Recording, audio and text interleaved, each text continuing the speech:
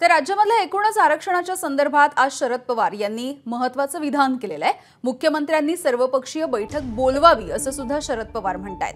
भुजबळ, जरांगे, हाके यांना सर्वपक्षीय बैठकीला बोलवा असंही शरद पवारांनी सांगितलंय।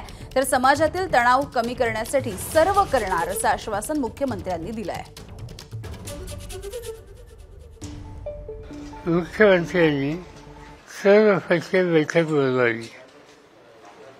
त्या बैठकीमध्ये राज्याचे त्यांना योग्य असतात त्या लोकांना निमंत्रित करावं आणि विरोधी पक्षाच्या वतीनं आम्ही त्या ठिकाणी हजर राहू आणि आमची भूमिका सरकारची राहील असं त्यांना सुचवलेलं आहे। हा प्रश्न मांडण्याच्याबद्दल प्रकर्षानं गेले काही महिने ज्यांनी कष्ट घेतले ते श्री जरांगे यांनाही निमंत्रित करावं। याशिवाय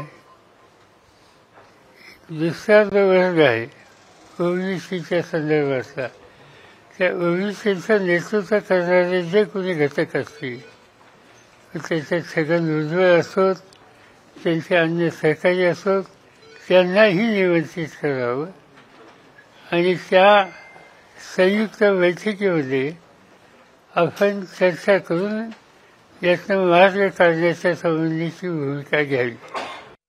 सर्वपक्षीय बैठक आम्ही बोलावली होती। त्या बैठकीमध्ये संध्याकाळपर्यंत येणार सगळे म्हणाले, परंतु आले नाहीत आणि या दुर्दैवाने या बाबतीमध्ये या राज्यामध्ये जे काही दोन समाजामध्ये जो संघर्ष सुरू आहे हा थांबला पाहिजे अशी माझी सरकारची प्रामाणिक भूमिका आहे। आणि पवार साहेबांची माझी चर्चा झाली आहे।